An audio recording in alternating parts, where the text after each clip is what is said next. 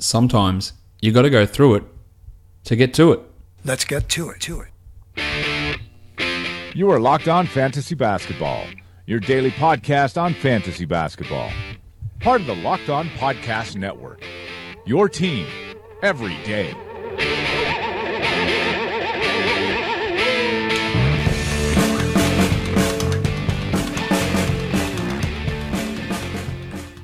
Hello and welcome to the Locked On Fantasy Basketball podcast brought to you by Basketball Monster. And today's Locked On Fantasy Basketball is also brought to you by Draft.com. Use the promo code LOFANTASY to get a free entry into a draft with your first deposit. My name is Josh Lloyd, and as always, you can find me on Twitter at redrock_bball. We're going to look at all three games from Tuesday, including a couple of injuries that we need to talk about, and then preview a busy 10-game Wednesday in the NBA. So for the second time today, let's get to it. Thank you, Mr. Bolton. We will start, of course, with the monstrous line of the night, and it goes to Russell Westbrook of the Oklahoma City Thunder. The Thunder had a big comeback in this one to get the victory over the Jazz, 34, 13, and 14.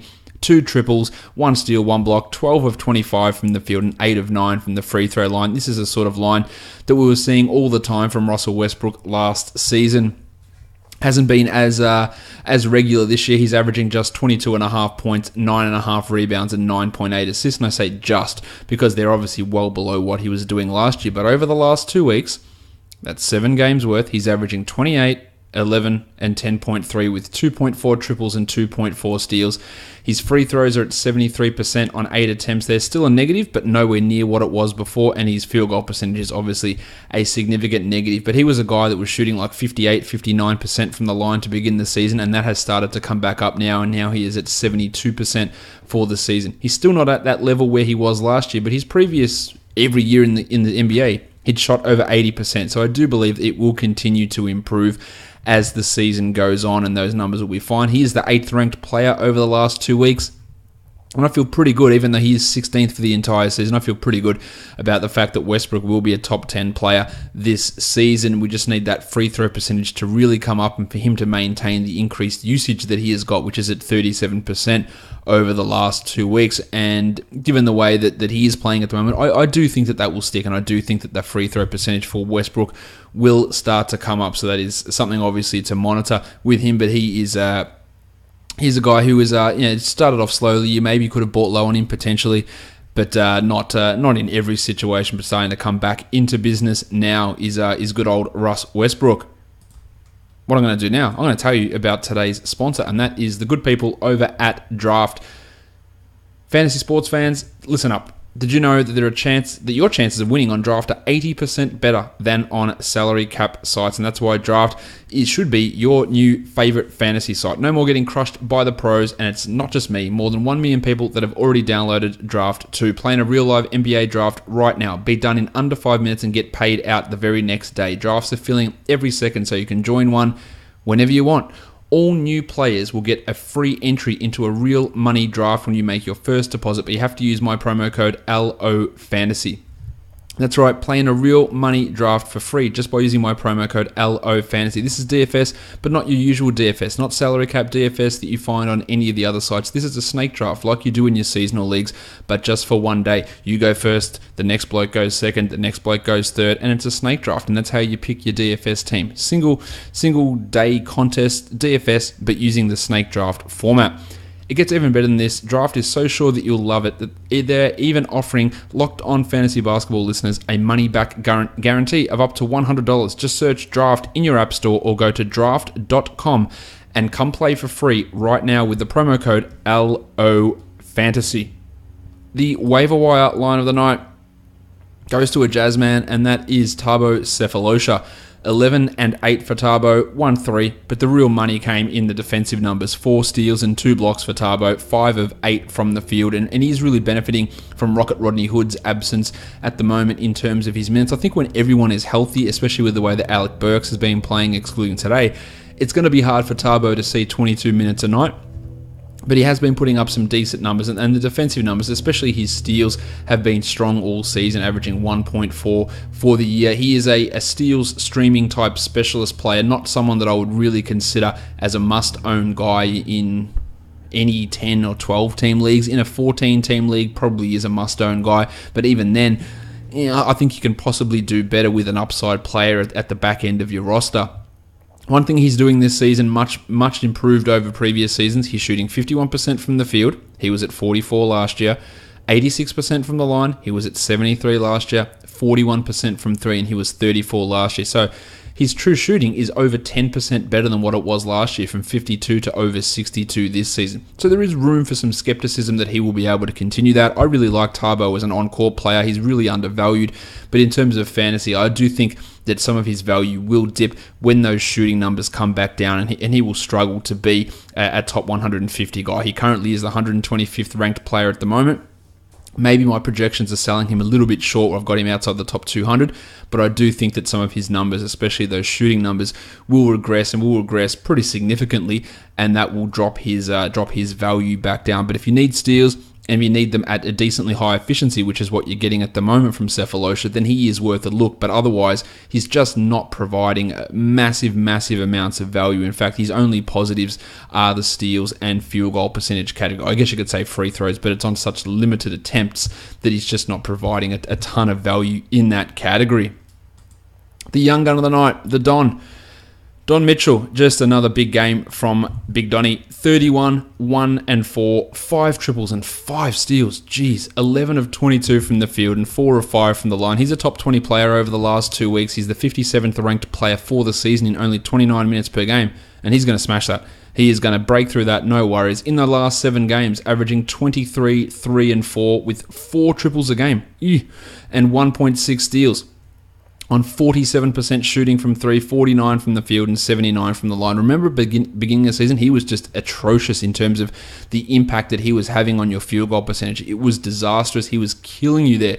The first few games of his career, he went 3 of 11, 1 of 7, 1 of 7, 7 of 20, 1 of 7. And you went, oh shit, this is killing. This is really tough. Since then, forget it. It's been fantastic stuff from Don. He has been just destroying it. He's clearly a must-own player who does have top 35 potential this season. Rocket Rodney Hood will return and put a bit of a dampener on what he's doing. His last 4 games, he's averaged 29 points with 5 triples in 34 minutes. Those sort of numbers will probably dip. But it hasn't. The entirety of his good performances haven't been without Hood there. They haven't all been without Hood. Some of them have, some of them haven't. So I think he's going to be a pretty clear top 50 guy from here on out. And I think you should be looking at him as a guy who does have top 30 end of season potential and will play 30 minutes a night every single night. Has got a chance to average 20 points a game, I reckon, from here on out, with 4 assists and 1.5 steals and over 2.5 threes. I think that's a significant chance. And if he keeps this efficiency up, which he has for the last 2 weeks, then he could average more. He could average 23, 24 points per game. He has been absolutely sensational this season, and I thought he would be good. I did not think he'd be this good, and I did not think he would be this efficient with what he's doing. The defensive stuff was fine. We saw his aggression. We saw his tenacity there. The passing, no worries. But as an undersized 2-guard, as a rookie, taking these shots and hitting them at such a rate, it does feel like there will be some regression, but I'm more convinced that Jason Tatum's 49% three-point shooting is going to come down than Don Mitchell's 44% over the last month from the field. I feel like he's just getting better and better, whereas that's something that does happen with rookies. They get better and better throughout their rookie year. I don't think he's going to stick at this 49%, which he shot over the last 7 games. But if he from now on was a 45% shooter, I wouldn't be surprised. He's just doing things so easily. He gets to the rim when he wants. He is just absolutely dynamic at the moment. The Don putting up some good numbers. The dud of the night goes to another Jazz man. 3 Jazz guys in the awards today. I guess it's a bit unfair giving it to Rudy Gobert, but he was the worst performed player out of everyone owned in over 70% of leagues. 5.6 rebounds, 1 steal and 1 block. He only took 2 field goal attempts. He hit one of them. It was a dunk. 3 of 6 from the line, which really did dip his numbers down. I don't think we need to really be worried about Rudy Gobert all that much here. He'll be fine. He'll come back. He'll have that potential top 30 upside for the rest of the season when his minutes get back, which should be back to 30 in the next game for the Jazz on Thursday. Back well ahead of schedule, and he should start coming back and putting up some of those numbers that we have loved from him over the past few seasons. So Rudy Gobert is your dud of the night, but absolutely nothing to be concerned about in terms of worrying about how that's going to pan out or how that's going to play for the future. We've got, I'm going to go through the rest of these 3 games now, talk about all of that. Make sure you guys are checking out the rest of the Locked On Podcast Network as well. And then later on in the show, we're going to go through a busy 10-game slate for DFS for Wednesday. All right, let's look at these games now. The first one of the night, the Phoenix Suns and the Toronto Raptors. The Suns center rotation, man, it's real. It is legitimately a real thing. This has been over the last 6 games. It has been a rotating pattern. It's been Len sits out, DNP City. Munro sits out, DNP City. Chandler sits out, DNP City. Len, Munro, Chandler. Today, it was Tyson Chandler's turn. So that meant that Greg Munro got the start. As Greg runs in, we realise this could get dangerous. He was pretty good, 11 and 10 with 3 assists and 3 steals. But he'll likely go back to a backup role in the next game, and Tyson Chandler will play his 25 minutes, and Greggy will play 20 or 21 minutes. And his value is going to oscillate. If these guys are only going to play 67% of the games, then it's hard to own any of these players in 12-team leagues, either Munro, Len, and Chandler. The one thing that I am a little bit interested in to see how it goes is that the 2 DNP CDs that Chandler has had have been the second night of a back-to-back. It's the way it's fallen in that 3-man rotational pattern. It'll be very interesting to see if when we get back to the next time that Chandler's scheduled to sit out, whether he will sit out or whether he won't, and whether they'll keep going with this rotation. But otherwise, the Suns play again Thursday. I can almost 100% assure you that Alex Len won't play in that game. And Len was fine here.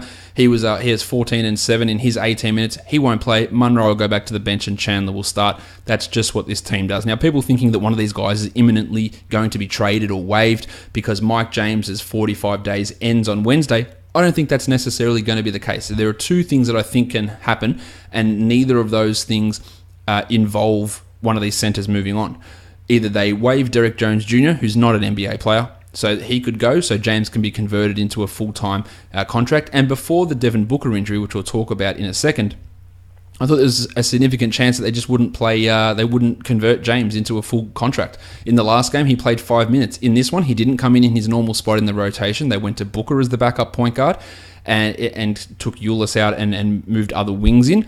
And James ended up only playing 16 minutes in this game. So that's 2 subpar performances in terms of minutes played. But with Booker suffering a strained adductor, which we'll find out the severity, that does limit what they can do in terms of their guard. So James might stick around, and I would imagine that Derek Jones would get waived, but we will find that out tomorrow to see exactly what the Suns do in this situation. We might as well talk about Booker now. He played 39 minutes, had 19, 5, and 8 with 2 steals and a block. Couldn't hit a single shot pretty much, as opposed to yesterday when he was on fire, but still nice production. But then, in the game that was over at 40 minutes after playing 38 or 39 minutes in the previous 2 games, he was still out on the court and hurt his groin.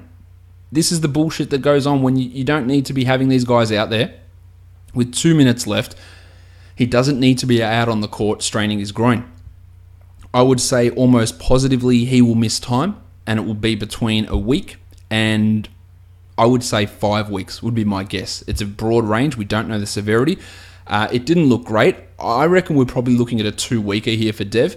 What I think we will see is we'll see Joshy Jackson start and Troy Daniels, and they'll be the 2 guys who get the bulk of the minutes boost. Tyler Ulis will also play more, and he'll get way more shot attempts, similar to what we saw from him at the end of last season. But in this game, he played just 21 minutes after playing 33 or 34 or 37 maybe it was in Tuesday's game. As I said, predicting what Jay Triano is going to do with the point guards, it's literally impossible. But now with Booker out, I think Ulis gets a bigger run, and I would be adding him in 12-team leagues. I'd add him ahead of Troy Daniels, who becomes an elite 3-point streamer. He had 13 points with 3 triples here, and definitely ahead of Joshy Jackson, who played 27 minutes, but had 13, 1, and 2. Both Daniels and Jackson are more 14 to 16-team league guys, assuming that Booker is out. Jared Dudley went from a DNP CD to a 25-minute role, because of course he did. 12 and 4 with 2 triples. Oddly enough, the 2 games that Munro has been a DNP CD, Dudley has also been a DNP CD. So is he on the same rotational schedule? I'm going to keep an eye on that one as well. With him playing 25 minutes, the 2 young players that you want to develop, Dragan Bender, Marquise Chris, 10 minutes for Chris, 13 minutes for Bender, because Jay Triano is a numbnuts. I don't know what any of this shit is that he's doing. None of it makes sense. TJ Warren was ejected in this game after playing 23 minutes, getting a couple of techs. He had 11 points in those 23 minutes, and that enabled guys like Daniels and Josh Jackson to get extra playing time. But that could be something that's going to happen regardless now that Booker is hurt. On to the Raptors. Kyle Lowry, I'm just going to say it again. Hopefully you bought low. 26 and 10, 5 triples and 2 steals, while DeMar DeRozan had 27 and 8 with 3 steals. And this is probably the best Serge Ibaka game we've had in quite a while. 19 and 6 for Serge, 2 triples, 1 steal, 3 blocks. Yeah, that's what we wanted to see. And with Bebe Nogueira out, he got some extra playing time there, which is always beneficial for his stats. The Jedi, OG Anunoby, a really good offensive game. 16 points with 4 triples, not much else there, but the fact that he's starting and he's going to continue to start, I would almost be assured of that, means that Norm Powell just can't get to 20 minutes. I'm a big Norm Powell fan. It's just not happening for him. 12s, get rid of him if you still own him for some reason. 14-team leagues, I think you can move on from him as well, especially with Delon Wright back in the mix pretty soon. Jonas Valanciunas, only 18 minutes, even with Bebe out. 4 and 8 for Jonas, while Jakob Poeltl played 23 minutes and had 13 and 5 with a block. That's strong from Poeltl. That's 2 strong games in a row. Is he a 12-team league add? Sure, if you added him, I wouldn't say it's a terrible move, but almost assuredly, if you added him, he would be your worst player. And doesn't have this gigantic upside this season. So in most cases, you'll be better off using that spot for streaming purposes. But Poeltl can have some value. Pascal Siakam weirdly saw his minutes decreased, even though Bebe's out. 2 and 6 with 3 steals for Siakam. Poeltl's a better fantasy option than Siakam in equal minutes, I believe. But it's all a matter of, will they get equal minutes? Or who will get more playing time. The last 2 games has been Poeltl. The previous 20, it had been Siakam. Or not 20, but the previous 10 games before that, Siakam had got more minutes. Freddie VanVleet, another strong game. 13 points with 6 assists. One of the best assist streamers out there. It's him and JJ Barea who can provide those numbers for you off the bench. And he is one of the best at it at the moment. The Utah Jazz and the OKC Thunder. We've talked about Don Mitchell. We've talked about Tabo. We've talked about ravishing. No, we haven't. We'll talk about him. We've talked about Rudy Gobert. Let's talk ravishing Rick Rubio. 34 minutes for him. 7, 4, and 5 with 2 steals. He just doesn't look the same player this year. His defense has dropped off considerably. The team looks worse with him on the court. He's been poor. Now, I'm a massive Ricky Rubio fan, but he has not been good this year. I am still holding out some hope, but I don't think he's going to become a top 30 player, and I don't even think he's going to become a top 50 player later on in the season, because when Hood comes back, they're going to have Hood, Mitchell, Burks, Cephalosha, all those guys there that can play in the backcourt, and it's going to limit Rubio, I think, to mid-20s in the minutes most nights. As for Burks, I went on for a pretty significant chat about him yesterday, saying that he won't continue to shoot that well. I'd like to thank Alec for backing me up by going 2 of 9 from the field and missing both of his 3-pointers here. That he was always going to drop off 11, 2, and 5. And with Hood returning, hopefully soon, who knows when, but hopefully soon, Burks has got really tenuous grip on 12-team league value. And as we saw here, he's not necessarily going to get those minutes. Jonas Jerebko is remaining in the rotation, 21 minutes, 4 and 4. That's deep league stuff. While Epe Udoh is pretty much out, and Royce O'Neal is getting 17 minutes a night, and he likely won't get those minutes when Rocket returns. He also was not able to keep going with that big night he had the other day. For the Thunder, talked about Westbrook already. A huge night, in fact, for Steve-O.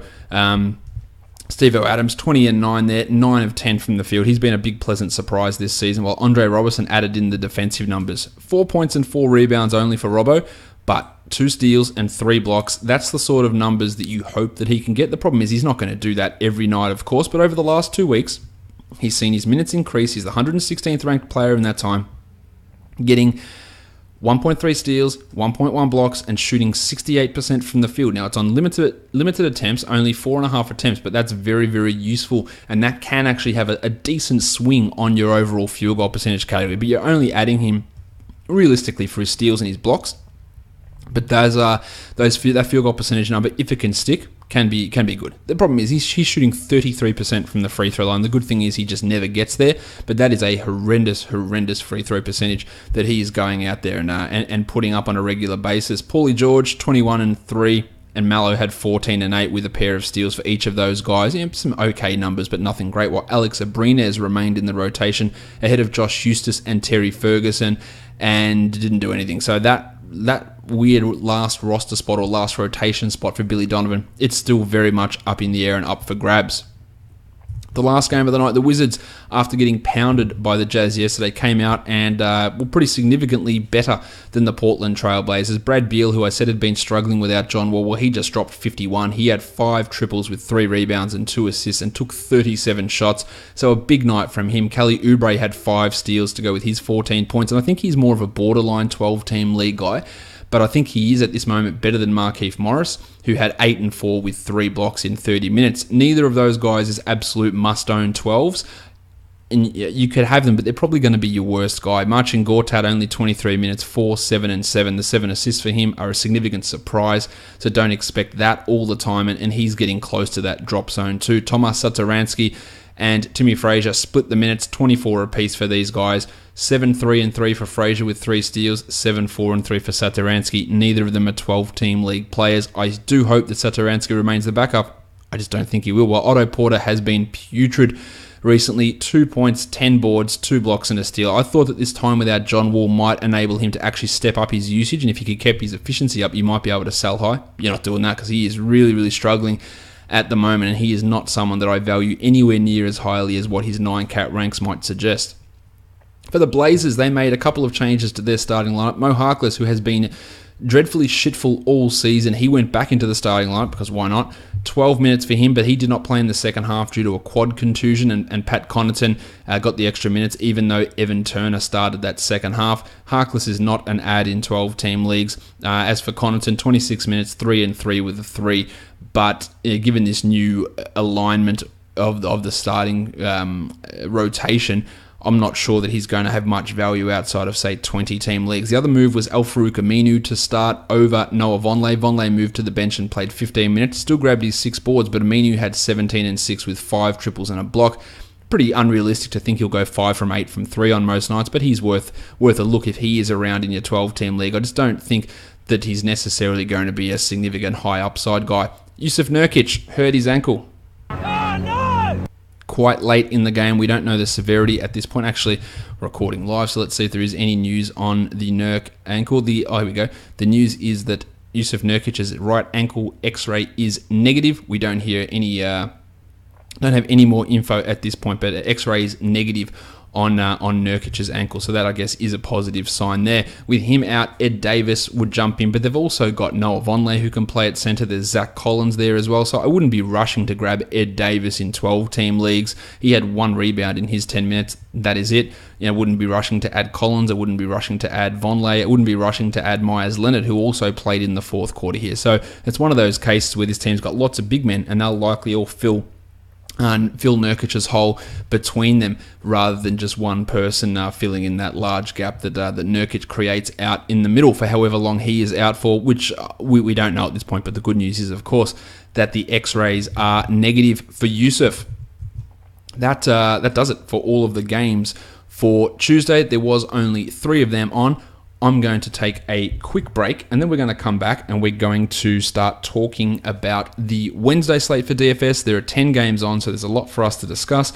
I'm going to go out with a song from Cimarron, and the song is called Afro Blue, and then we'll be back to talk some DFS.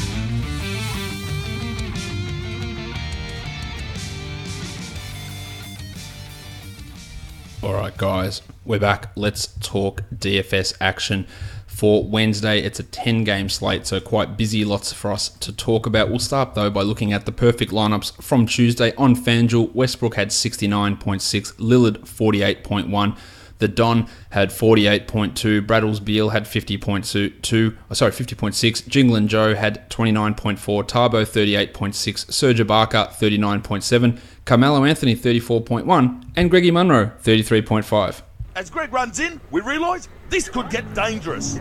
The total for that was 391.8, and that cost 59,800 over on DraftKings. The Don had 48.25, Beal 53.75, Devin Booker 43.25, Mike Scott 23.75, Greggy Munro 34, Russ had 77.25, Cephalosha 33.5, and Ibaka 37 for a total of 350.75, and that was the full $50,000 dues over there on DraftKings. The first game we're going to take a look at for Wednesday is the Atlanta Hawks traveling to the Orlando Magic. The Magic are favoured by 6, and the total is 217 points here. Don't expect to see John Isaac. He's ruled out for this one. Luki Babbitt has been ruled as probable. He's been coming off the bench behind Ersan Ilyasova, so I imagine that will continue in this game. At point guard, we've got Lord Elfrid Payton, who is now at 7,600. That price is just coming up too high. It is a decent matchup for him against Schroeder, but I think 7,600 is probably just a little bit too high for Alfred, whereas Schroeder, very similar case. He's at 8,100.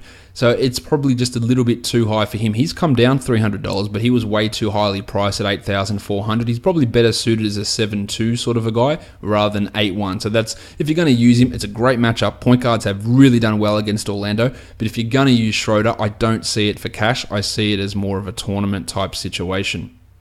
For the shooting guards, Kent Bazemore, 5,500. He is Mr. Inconsistent most of the time. It is a positive matchup. So if I'm going to lean Bazemore any time in cash, it's probably going to be this one. Fournier at 64 is too much for me to handle. While Marco Bellinelli at 45, he saw his minutes drop considerably in the last game, down to 19, and I wouldn't want to get back onto him. At small forward, I like a couple of good blokes here. DeAndre Bembry especially, 3,800. He played 27 minutes in the last game against the Nets, put up 23 points, and is averaging quietly 17.5 points across his 5 games so far this season, and that's fine at 3,800. He's got clear 25, 26 point upside, and probably even 30 point upside, which is not bad at that sort of salary. John Simmons at 5,800. Well, he's going to get the minutes. He's going to get opportunities. I think that he is, at a 25-point floor is a reasonable expectation for Simo, and he can go off at 35. So I think he's worth looking at there.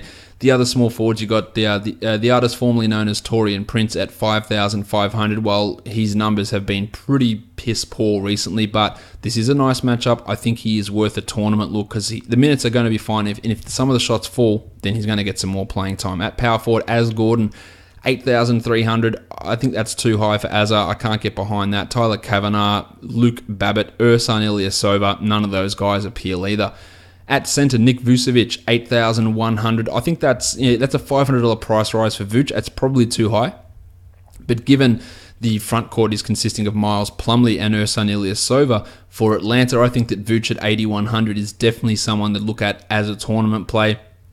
The other guys like Plumlee, like Spates, like Biyombo, I don't really think there's a huge amount to gain by rostering those guys into your lineups. On DraftKings, no one I really love for tournaments in this game. There's 3 cash guys that I do like. Bembry at 38, John Simmons at 52, and Elfrid Payton at 6,500, which is a much better price for him, and I really like that matchup for him going up against Schroeder at that sort of a price tag. So there's some 3 guys that I like. They can use them in tournaments, of course, but they have some value in cash plays as well. The next game up is the Sacramento Kings and the Cleveland Cavaliers. The Cavs are favored by 12.5. The total is 210.5. Skal Labissière has been sent to the D-League, sent to the G League. Willie Cauley-Stein is out for this game and the next one. So without Cauley-Stein, the Kings decided the best way to develop Skal was to piss him off and to get him out of the team and for him not to be there. So Dave Yeager and all his birds, we're going to see some more Jakar Sampson. Cool. I've seen plenty of Jakar Sampson. You know what I know? He's not good. Skal, haven't seen that much. So maybe you'd want to try him out when 26 or 27 minute role in the front court's opening up. Maybe you'd want to try that. Nah, let's send him to Reno. and see how that works out. So that's just another entry into the annals of brilliant NBA coaching decisions. Let's talk point guards here. De'Aaron Fox is at 5,000. He exceeded that value in the last game, but he's been significantly inconsistent, so I'm not loving that. While Frankie Mason at 3,900, he's getting minutes. Played more than Fox in the last game, more than Hill. Is the upside high enough at 39? I actually don't hate it for cash. I don't love it, but I don't hate it. The tournament, I'm just not sure the upside there. So in the end, I'd probably end up fading him. As for Georgie Hill at 4,500, he had 18 minutes and 8 points in the last game. Piss poor has been the best adjective to describe him all season. At shooting guard, you got Bogdan Bogdanovic, 4,100. Wing player against the Cavs. Minutes are up, production's up. I don't mind that. I think that he has got 20-point floor here, so he's a solid option. Garrett Temple at 45. The numbers for him, including the minutes, have been really up. I don't know why, but they have been. 4,500 for Garrett. Probably a bit high. If he was coming in at 4,000 or 4,100 like Bogdan, I would say, you know what, that's a pretty solid cash play. But at 45, I'm not quite there on Temple, while the plumber J.R. Smith at 4,300, just a tournament sort of a guy. You got Korver, you got Budrick Hield as well. I'd throw Korver in ahead of Hield in a tournament. And Dwayne Wade's the other guy you got to consider. 6,200, the blowout potential is a marginal worry for me with Wadey here. But he's been putting up big numbers, 30 points pretty much every night. In fact, his lowest score over his last 5 has been 31. So some decent floor there for Wado. I think he is worth having a look at. Small forwards, you got Sampson, my man. 3,500 for Sampo. Yeah, look, he's not good. We'll put that out there. He's not a good player. But if Jaeger's going to force feed him minutes, at 3,500, you have to consider him in your GPP pools. I wouldn't feel good about him in cash, but you would have to look at him in those tournaments. LeBron James. 11,800 for LeBron. Sure, let's get our 50. He could just smack the Kings pretty significantly here and get 60, 65. I like him at that price. Get some other cheap guys around him.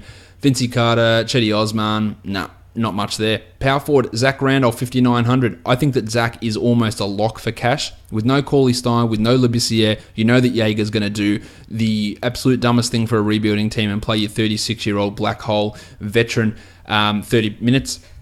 So at 5,900, I'm totally in on using Zach Randolph here, and it's just an indictment on this entire organisation. 3,800 for Jay Crowder, just giving us nothing. But you know what? At 3,800 for Crowder, maybe something clicks. So if you're a multi-lineup person, I would have Crowder in my pool for tournaments. At centre, Kevin Love, 8,200. Well, he only needs 25 minutes to rack up 40 points against this mob, so I reckon he is definitely an in-play player here, while Channing Frye and Costa Koufos. Koufos maybe, no Cauley Stein, no Labissiere, 3,500. He can produce. We've seen that before. So I would consider Koufos someone to pay a little bit of attention to, but only as a GPP sort of guy. And the other player who you might have a level of interest in is Georgios Papagiannis, who has been recalled from the G League, so Skull could go down. So maybe he finds himself with 15 minutes a night. But I don't think that, even though he's a young player and a lottery pick from a year ago, that doesn't mean they're going to give you minutes, because got to earn them, man. Got to earn them. Got to earn those minutes. Come on, got to earn them. He's been putting up some okay numbers in the G League as well, but yeah, not a lot to love with him as a prospect. Over on DraftKings for tournaments, I think Sampson at $3,000, Bogdan at $38 are worth looking at. For cash, I really like Garrett Temple at $4,000 on DraftKings, Dwayne Wade at $58, Zebo at $53 is super strong, Love at $84, and of course LeBron at $11.6. Can't really discount him from being a cash play. The next game, we're going to look at the Chicago Bulls. We're going to look at the Indiana Pacers. The Pacers are favored by 9.5, and the total here is 209 points. We're not going to see the debut of Nikola Mirotic in this game, unfortunately. Corey Joseph is questionable for the Pacers, dealing with a sore left shoulder. If Joseph sits out, I would imagine that Mighty Joe Young would get those minutes, some extra bump to Daz Collison, an extra bump to Lance Stevenson, and maybe Vic Oladipo plays a few more minutes as well. Let's talk about those point guards. As for Daz Collison, 6,400, a really strong game from him in the last one. It's a perfect opportunity. Point guards have put up good numbers against the Bulls pretty much all season. I just don't feel good about him at that sort of a price. 6,000, I would say, you know what, that's fine in cash. 6,400, maybe pushing it a little bit too high on a 10-game slate, and probably not the guy that I want to go with. Chrissy Dunn at 67. With his inconsistency, you can't look at that in cash, I don't think. I think you have to consider him a tournament play at that sort of a salary point. Jaron Grant at 42, I have no interest in. At shooting guard, Vic Oladipo up to 9,400 now. That's pushing it out of cash territory to me. He is averaging 46 over the last 5, but it's too high. Blowout potential. It is too high for me, that 9,400 for Oladipo. But for tournaments, well, he can obviously drop a 70. We've seen him do it. So I think that there is clearly that tournament upside there. Justin Holiday at 59, I think is a decently strong play in even cash. I think there's some value there. At small forward, Bojan, always a small forward. Well, he's always a small forward, but he's always a GPP guy. Whereas Lance Stevenson at 4,500. If Joseph is ruled out, I would consider Stevenson into my tournament player pools. David Nwaba, 4,000. The Hammer, Denzel Valentine, 5,100. Neither of those guys is getting me overly excited at their particular prices. At power forward, Lauri Markkanen, 6,600. He dropped 38 the last time out against the Pacers. No Mirotic here either. I think he's got an opportunity, but it's going to be more of a tournament play. But if you snuck him into cash, I don't think it would be the incorrect decision. Whereas on the other side, I think Thaddeus Young at 6,000 is a cash lock. Get your 30 points and get out and be happy with it. Domantas Sabonis at 51, not really. It's a little bit too high for a guy in a limited role. Punch Bob Shiploke, 4,400 for Portis. Nah. Love Miles Turner here, 7,600, but that's a bit too high on FanDuel to be 100% a lock-in in cash, but I love it for tournaments against this Bulls squad, while Rob Lopez at 5,900. Averaging 29 across his last 3, 27 across his last 5. We've seen a lot of centers put up numbers against Turner. I'm not sure Lopez is quite that guy, but if you used him in cash, I don't think it would be a 100% incorrect decision. He just doesn't strike me as the must-roster sort of a guy. On DraftKings for tournaments, it's Stevenson at 44, it's Holiday at 58, and it's Oladipo at 8-9. And then for cash, I like Thaddeus at 59. I like Daz at 61 with the scoring on DraftKings. I like Chrissy Dunn at 61 for cash also. Lauri Markkanen at 58 feels like an absolute lock, as does Miles Turner at 6,200. Significant value for both of those big men in this game. Let's go to the next one. We've got the Dallas Mavericks and the Boston Celtics. The Mavericks gave the Celtics a real scare earlier on in the season, took them to overtime in a game they probably should have won, ended up losing it, but they now travel to Boston. The Celtics are favoured by 9, and the total is 202.5 points. Nerlens Noel continues to be listed as questionable. It doesn't matter. He's not going to play anyway. At point guard, Kyrie is at 8,900. Probably a little bit too high for Kyrie. I don't dislike it for tournaments, but I think there are better options out there. Well, Dennis Smith at 5,600 played 31 minutes, which is the most important number from him in the last game. And at 5,600, I feel pretty good about him getting at least 26, 27 points. I think he is a strong option there. Rozier at 37, no. And Ferrell, no. Shooting guard Marcus Smart, 5,800. The numbers haven't been great for Smart recently. They've been alright, a 27-point average over the last 5, but nothing spectacular. But I do like him here. I think he is a fine shooting guard to roster. Whereas Wes Matthews at 45 is just a tournament upside type of a player. JJ Barea has also been strong, but that 5,100 price point does turn me off using him. At small forward, you got Jaylen Brown down to 5,600 now. That absolutely screams tournament to me. He has struggled since the death of his friend, but at 5,600, that screams 35, 40 point upside, and I do really like Jaylen in that setting. While the pencil Harrison Barnes, really strong, getting you 30 almost every night at 7,000. Not the worst cash pick out there, but also not a great matchup for small forwards. Jason Tatum is a power forward. He is at 5,800, has been putting up strong type numbers. I think 58 is fine for cash. I don't love his tournament upside though, while Marcus Morris at 49, I have zero interest in him. And Dirk at 5,100, I could see using Dirk. If it was at 44, I'd be all over it. At 51, I'm a little bit cautious about using Nowitzki, and I'd probably end up fading him at that price. Dwight Powell, don't look now, but he's averaging 25 points over his last 5 games. 4,400, that definitely gets it done. I'm not ready to commit to Dwight Powell as a cash guy. I do like what Powell can do, but I don't trust Carlisle's use of him or his ability to put up points. And Vanilla Tice or Maxi Kleber, the two German big men, will be facing off against each other. Not much for me to see there. Al Horford's at 7,600, just absolutely killing it at the moment. I'm in on Al here. Really good matchup for him. I think he's looking at a 40-pointer, while Bainesy at 3,700. I think they should stick with him as a starter, but I'm not sure that it's going to really have much of an impact for us on DFS. Over on DraftKings for tournaments, I think Wesley Matthews at 4,200 is a tournament upside guy, as is Jalen at 57 and Al Horford at 74. Probably too highly priced on DraftKings for cash, but I like the tournament upside. For cash on DraftKings, it's Dirk at 44, much better. Den Smith at 53, Marcus Smart at 52, and Kyrie at 8,500. All those guys have pretty significant cash abilities.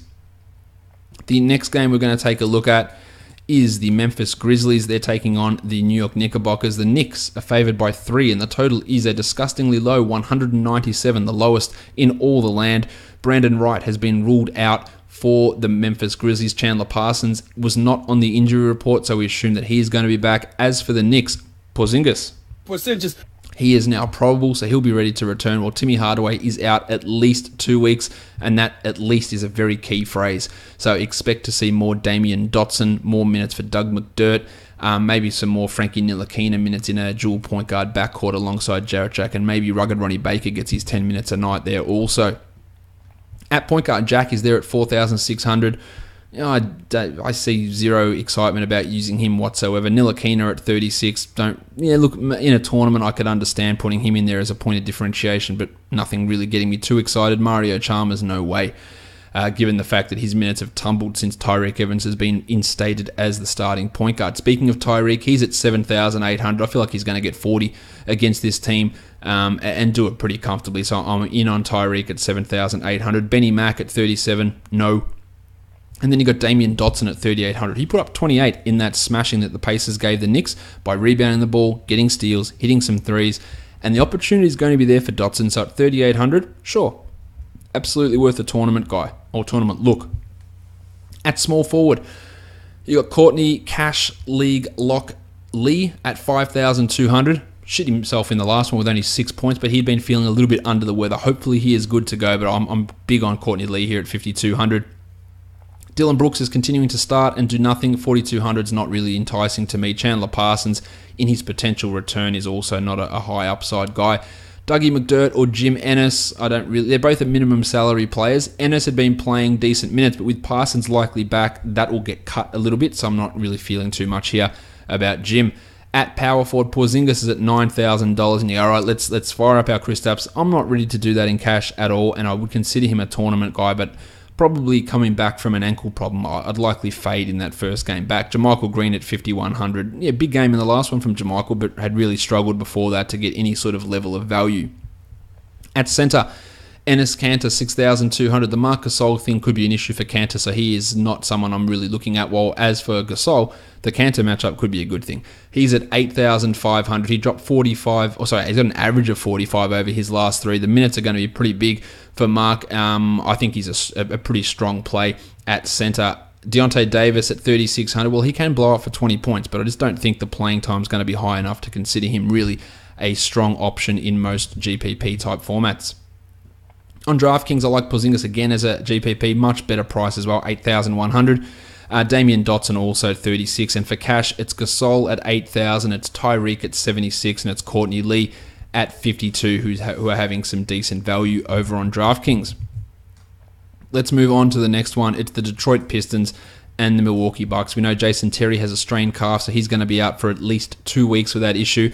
Hopefully that just forces Jason Kidd to play 30 minutes of Malcolm Brogdon, but he's still got Sterling Brown at his disposal. He's still got Rashad Vaughn. Anything he can do to make as little sense as possible, that's definitely what Jason Kidd's plan is. The Bucks, they're favoured by 3.5, and the total is 205 points here. We're not expecting Matty Dellavedova to play, who's continuing to deal with his knee tendonitis. I don't know if the Pistons will stick with the Tony Tolliver starting lineup or they'll go back to Stan Johnson. Regardless, Johnson's going to play 30 minutes no matter where he is. At point guard, Eric Bledsoe, 6,900. In on him here. He's done very well against Detroit in the past. He's been consistently getting 30 points a night pretty much, and at 6,900, a floor of 30 points is fantastic. And an upside of 50 here is definitely in play for Bledsoe. Ish Smith at 37, I don't really feel much there, while Reggie Jackson at 57, fantastic against the Spurs. The Bucks have been a nightmare for opposition point guards, but I think that Reggie at 57, he should at least be able to get to value and then have the ability to go over that, so I do like him. Everyone's going to be off Avery Bradley. He's averaging under 20 points over his last 5. He had 8 points in the last one. He's down to 4,900. I'm in on him. I think the shooting is going to turn around, as I detailed the other day. At 4,900, I am in. I could look stupid, but I am in on using him here. Chrissy Middleton at 75 has been very strong as well. I think he is a good cash play for at least a 35-point floor. Tone Snell, Luke Kennard, DeAndre Liggins, Rashad Vaughn. I don't think we really need to get too interested in looking at any of those guys. At small forward, Yanni, 12,300. That's way too high for cash, I believe. I think he's a tournament play at that price, but 12,300 is Westbrook territory from last season, or getting close to it anyway, and you need 61, 62, and I think that's going to be a tough ask for Antetokounmpo. As for Stan Johnson, big rebounding numbers for him against the Spurs in the last one. That landed him with 34 points. Hasn't really gotten anywhere near that any other game. They bumped him by $700 on FanDuel, and then I will say absolutely no chance.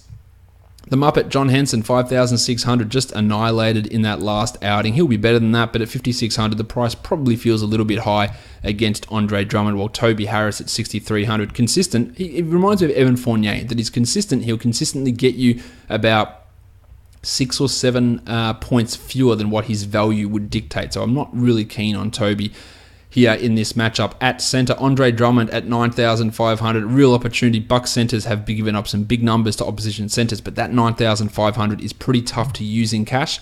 I would look at him as a tournament guy. If I'm going to spend up big at center, it's going to be for Boog, especially with Tone Davis ruled out already. As for Thon McCurr, I think you can work that out for yourself. Over on DraftKings and in tournaments, Brogo's at 4,700. Avery Bradley is at 51. They're both tournament options, while the Muppet is at 4,600. A very nice price for Johnny Henson over on DraftKings. And for cash, it's Yanni at 11-1. Strong price. Andre Drummond, 9-1. Much better. Chrissy Middleton, 6,700. And Eric Bledsoe at 6,600. Some value there for both of those guys. Denver and the New Orleans Pelicans. The Pels are favored by 4.5, and the total is 218.5. Davis is out. He's doubtful, so we're unlikely to see him with his adductor strain. That's going to mean more minutes for Boog. Of course, Nikola Jokic is out for the Nuggets. At point guard, Rajon Rondo, $6,000, playing very well without Davis. I'm in on him as a cash play. Should get you 30 points given what he's been doing in the absence of Davis. And the Blue Arrow, 5,400, has really come on recently. Good record against the Pelicans. Some decent numbers. I think he's worth a look. Even in cash, if you're struggling for a cheaper point guard, he's worth a look. But I do like his 40-point upside here for tournaments. Jameer Nelson, revenge game? We'll see, I guess. Manny Mudiay, 3,700. He has just fallen off in a big, big way. Drew Holiday, 7,100, crushing it. I'm in on him for cash here. And Gaz Harris at 6,700, another guy who's putting up very consistent numbers. He's averaging 35 across the last 5, and I think for cash as a shooting guard, you feel really confident you're going to get 30 plus at least out of Gaz every night. Etuan Moore had a big game in the last one against the Warriors, 35 points, 38 minutes, and now he's up to 4,800, which takes a lot of the shine away from him, but he still does have that tournament upside with the injuries, while Farton Will Barton at 7,500. Big games from Barton recently, a 45-pointer in his last outing, but at 7,500, with Chandler probably playing a few more minutes, it does make it hard to use Barton at that sort of a salary, I believe. Speaking of Chandler, I don't want anything to do with him here in this one at 4,800. The other small forwards, Tone Allen, no. Dante Cunningham was decent replacing Davis, but the decent games out of Cunningham, or Dunningham as the Pelicans refer to him, they don't come very often. So I'm not really seeing much interest there. One show back in a bench role, not going to do much for me either. Darius Miller's the other interesting one, $4,000. He played big minutes in that last game against the Warriors, 34 minutes, but barely took a shot and only had 14 points. I think he feels like almost a lock to get to 22 points in this one, 22 FanDuel points, and I think he is definitely someone you pay attention to. For the power forwards, Ken Fareed, 5,600. For that price, I'm in on Fareed. I think it's a really good cash play, and I'm not a Ken Fareed fan, as you're well aware. While Trey Lyles at 4,600, he's been giving us some good numbers, but at 4,600, there are going to be other guys to go for. You love Boog here, 11,300. No Davis, 60-point upside, 45, 50-point floor. I think 11,300, he is one of those guys you want to lock in early. While Mason Plumlee struggled with a hacker against Dallas in the last game, but now he's going to struggle with fouls against Boog. 5,800 is too high for me to really roll that dice on Mason Plumlee. Over on DraftKings, for tournaments, we've got Moore at 4,200 each one, Blue Arrow at 5,100, Plumlee at 47. That's a much cheaper price as a tournament. Don't feel good about him for cash. Darius Miller 4,000 and Farton Will Barton at 6,900. And for cash games, Ken Fareed 5,000. Really like that one. Rondo at 55. Gaz Harris 6,000. Drew Holiday at 66. And of course, Boog at 11,000. You're going to be looking to lock him into a lot of your lineups with Davis unlikely to play. Golden State and Charlotte. We got the news on Steph Curry's ankle. He's going to be out at least 2 weeks. The X-rays were negative. The MRI just said it's a sprain, but it's a pretty significant sprain, and we're looking at least 2 weeks. I wouldn't be shocked if we don't see Steph play on Christmas, so be prepared for that. The last time that Curry was out, Pat McCaw started and played 33 minutes, and they left Shawnee Livingston in his 17 to 18-minute bench role. Will Livingston get the start? That's what had happened previously, but I think that with the increased faith that Steve Kerr has in Pat McCaw, we will see him start. Andre Iguodala, some people are looking, do we go and add Iguodala? This is for seasonal leagues. Well, the two games that Curry's missed this year, Iguodala played 23 and 26 minutes. Hardly a gigantic uptick in his playing time, so he might get some extra playing time. McCaw will get a big bump. Uncle P will probably come back into the rotation as well, Nick Young. Let's talk point guards here. Kemba at 8,200. I'm totally fine with using Kemba in a tournament here. Definitely worth a look without Steph around for him to chase around defensively. You can look at Shawnee Livingston as a GPP guy at 4,300. Has not really been putting up the big numbers, and I think they will limit his minutes. At shooting guard, Clay at 6,900. I'm in on using Clay now in cash and in tournaments with Steph out, while Batum at 6,500. Probably just a little bit too high for me to realistically consider that an option. Jez Lamb at 54. I'm going to fade that given how the minutes for Batum and Kid Gilchrist are looking, and Lamb wasn't great in that last game. While McCaw at 4,400, well, assuming he plays because he's dealing with his own facial issue, at 4,400, I think he makes a very strong tournament type of a player. At small forward, Durant, 10,000. Love that. Lock in the usage. I think that's a bang-on lock sort of guy that you want in cash. Or Iguodala at 4,000. I don't feel super strong about that for cash, but he definitely should be in your tournament pool. And I guess at 4,000, you should feel not bad about using him in cash. Getting 20 points shouldn't be too much of a stretch. Michael Kidd-Gilchrist playing better of late, but the $5,400 price tag I think is too high to really recommend using him.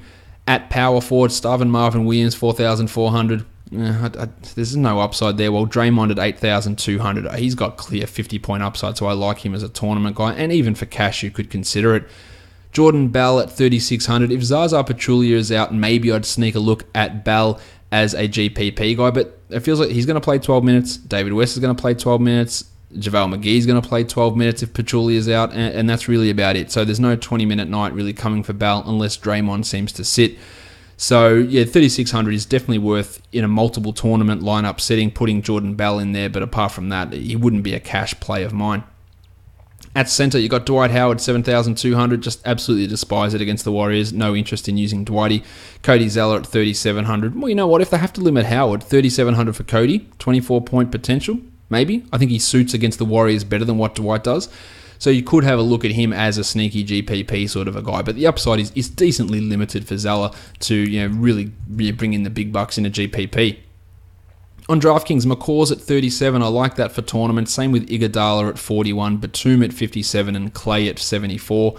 And for cash, Draymond at 79, Kemba at 78, and Kevin Durant at 10,100. Let's go through now these last two games. The first one of those is the Miami Heat and the San Antonio Spurs. No Hassan Whiteside. The Spurs are favoured by 8 and the total is 197.5. Rudy Gay is listed as probable with a sore right heel. He will probably start. While Joffrey Laverne is probable with a right middle finger sprain that he didn't actually play in that last game, but he's not going to be a big impact guy either way. At point guard, Goran Dragic, the iron shoulder, 5,800. I love that price for Dragic. He bounced back in the last game. I think he's fine to look at, even for cash, but more tournaments. While Tyler Johnson at 4,000, one of the best flyer-type point guards out there at that price. He can have 30, he can have 6, and that does make him a GPP sort of a guy. No interest in Tone Parker and Pat Mills, pretty minimal interest. At shooting guard, Dan Green, I just feel like there's been no real big games from him recently. Decent performance in the last one, of course. But prior to that, hadn't done too much. Dion Waiters at 6,000 is too expensive. The Duke, Wayne Ellington, is a GPP guy for his threes. He is taking 90% of his shots from three this season. Yeah, that's crazy. Small forwards, Joshy Richardson's up to 4,900. I'd only look at him as a tournament sort of guy, but at that increased price and this bad matchup, low pace, I probably will fade Josh. While Rudy Gay at 6,200, that's a big price hike for him. He had 36 in that last game of the Spurs. 6,200 is not bad, but I wouldn't like locking him in at cash at that elevated price. For power forward, I love Kelly Olynyk here, 5,500. He is the main beneficiary from the Whiteside injury. I also love LaMarcus Aldridge at 8,300. Jim Johnson at 5,400 is really struggling. If you're going to use him, I would only consider tournaments, but I don't really like the spot for him here either. Pau Gasol, 6,300. Too much variability for me, not interested. Bam, 45. Nup. And Joffrey Laverne, I think we're pretty comfortable in saying no to him.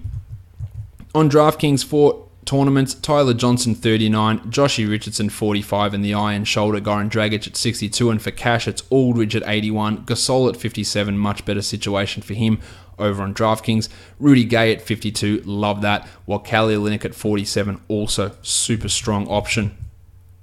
The last game of the night is the Minnesota Timberwolves and the LA Clippers. The Wolves are favoured by 5.5 and the total is 213.5. Jimmy Butler has got a pinky finger sprain. He'll be fine. Nemanja Bjelica, the one we really need to pay attention to, because with him out, Taj Gibson gets more minutes, Gorgie Jing gets more minutes, and that can influence us in DFS.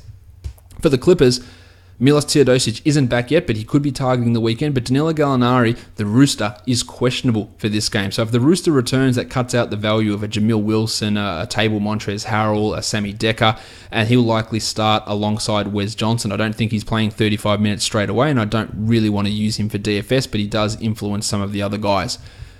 Jeff Teague. My name is Jeff. He is at 6,200. I think that he is worthy of a GPP look, but his usage has been well down recently, and I'm not feeling super keen on spending 6,000 on him. Austin Rivers at 6,200. Much prefer Austin. I think you're almost guaranteed a 30-pointer out of Rivers, and that makes him a good cash play with tournament upside. You've got Tyus Jones, Sindarius Thornwell, Jawan Evans. None of those guys are going to get it done. Wiggos at 6,100 has not been really at that level. This is a good matchup for him, but he's only going to be a tournament sort of guy for me. While Lou Williams at 8,000, that's just too high for Lou. I know how good he's been, but that's too high. For cash, sure. For cash it's too high. For tournaments, sure, he can go in there, but I just feel it's not the optimal price that you want. If you're a revenge game subscriber, Jamal Crawford heads back to LA. He's at 3,500, but how is he going to get the playing time? Is Tom Thibodeau really going to be Jay Triano and go, look, I know you're going back to play your former team here, Jamal, so have 58 shots and play 32 minutes? No, he won't. He'll play 16 minutes, 17 minutes. He'll jack up his shots, no doubt. But I don't think he's going to really be a DFS guy. Watch me be completely wrong tomorrow. At small forward, Jim Butler, 8,900. That price says no to me in cash, but I do think that he has a decent shot of being a tournament guy. Wes Johnson at 47, too high. Bjelica, the Rooster. I'm not interested in any of those guys. At power forward, Taj at 5,700. Cash is great for him. Even more so if Bjelica is out. I would like him a lot in cash. While Gorgie Jeng at 3,900. You have no Bjelica at 3,900. I reckon that's actually not a bad cash play. Get your 20 points out of Jengy. Hopefully. At centre, I like DeAndre Jordan a lot here. 7,600 for Jordo. Got a good record against Townsy. Averages 44 the last 3 times. He doesn't need 44 to bring in value. While Towns at 8,400, the incredible missing man, doing nothing. If you're going to use him, I would suggest only in a tournament. It is just non-existent. On DraftKings, Townsy again at a tournament, 8,100. And for cash, Rivers at 61. Jordan at 69.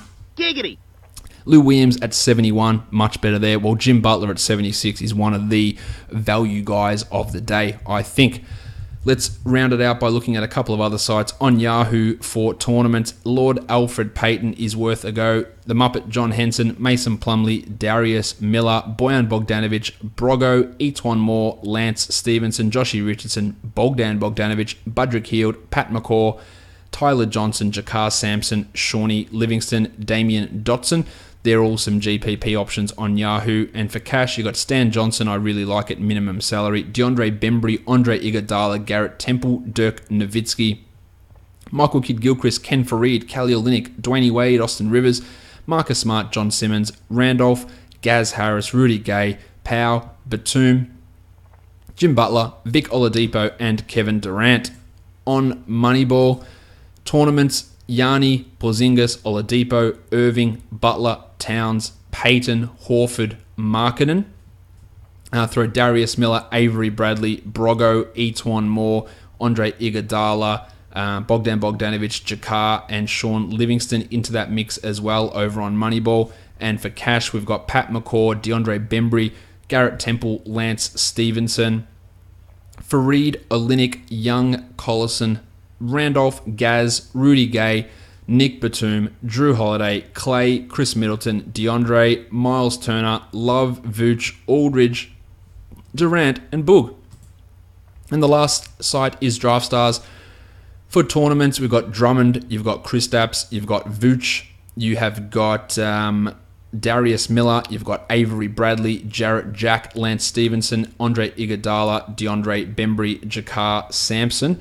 And if we want to look at this for cash, I like Pat McCaw, I like Michael Kidd-Gilchrist, Ken Fareed, the Muppet John Henson, Kelly Olynyk, John Simmons, Austin Rivers, Chrissy Dunn, Daz Collison, Zebo, Gay, Gaz Harris, Lauri Markkanen, Eric Bledsoe, Miles Turner, DeAndre, Clay, Alfred, Lou Williams, Kevin Love, Kyrie, Oladipo, Durant, and Boogie Cousins.